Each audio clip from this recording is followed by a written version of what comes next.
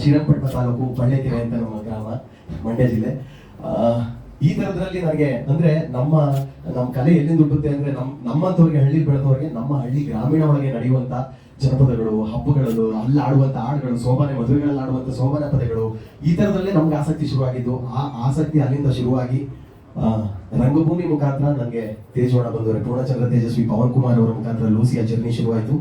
ಅದರಲ್ಲಿ ಹಲವಾರು ಹಾಡುಗಳನ್ನ ಹಾಡಿ, ಈಗ 100 ಸಿನಿಮಾಗಳನ್ನ ಹಾಡಿ ಒಂದು ದೊಡ್ಡ ಕಲಾವಿದನಾಗಿ ಬೆಳಿಬೇಕು, ನಾನು ಕರ್ನಾಟಕದ ಜನತೆಗೆ, ಕನ್ನಡದ ಜನತೆಗೆ ಎಂಟರ್ಟೈನ್ ಮಾಡಬೇಕು ಅಂತ ಹೇಳಿ ನಾನು ಸಾಕಷ್ಟು ವರ್ಷಗಳ ಕಾಲದಿಂದ ನಟನಾಗಿ ಒಂದು ಸಿನಿಮಾ ಮಾಡಬೇಕು ಅಂತ ಕಥೆ ಬರ್ಕೊಂಡು, ಹಾಡುಗಳು ಬರ್ಕೊಂಡು, ನಮ್ಮದೇ ಆದಂತ ಒಂದು ದೊಡ್ಡ ಕನಸು ಹೊತ್ಕೊಂಡು ಕೂತಿರುವಂತ ಟೈಮಲ್ಲಿ ನನ್ನ ಬೆನ್ನೆಲುಬಿಗೆ ಪ್ರತಿ ಒಂಥರ ಇದೊಂದು ವೇದಿಕೆ ನನಗೆ ಹೇಳ್ಕೊಳ್ಳೋದಕ್ಕೆ, ಪ್ರತಿಯೊಬ್ಬರಿಗೂ ಮನುಷ್ಯರ ರೂಪದಲ್ಲಿ ಒಬ್ರು ದೇವರು ಸಿಗ್ತಾರಂತೆ.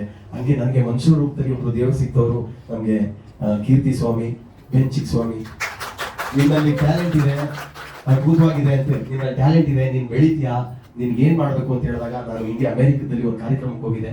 ಆ ಕಾರ್ಯಕ್ರಮಕ್ಕೆ ಹೋದಾಗ ಏನ್ ಮಾಡ್ತಿದ್ಯಾ ಅಂದ್ರೆ, ಹಿಂಗ್ ಸಿನಿಮಾ ಮಾಡ್ತಾ ಇದೀರಿ ಅಣ್ಣ, ಯಾರೆಲ್ಲ ಮಾಡ್ತಾ ಇದೀರಾ, ಈಗ ನಾವು ಒಂದು 10-15 ಜನ ಸೇರ್ಕೊಂಡು ಸಿನಿಮಾ ಮಾಡ್ತಾ ಇದೀವಿ.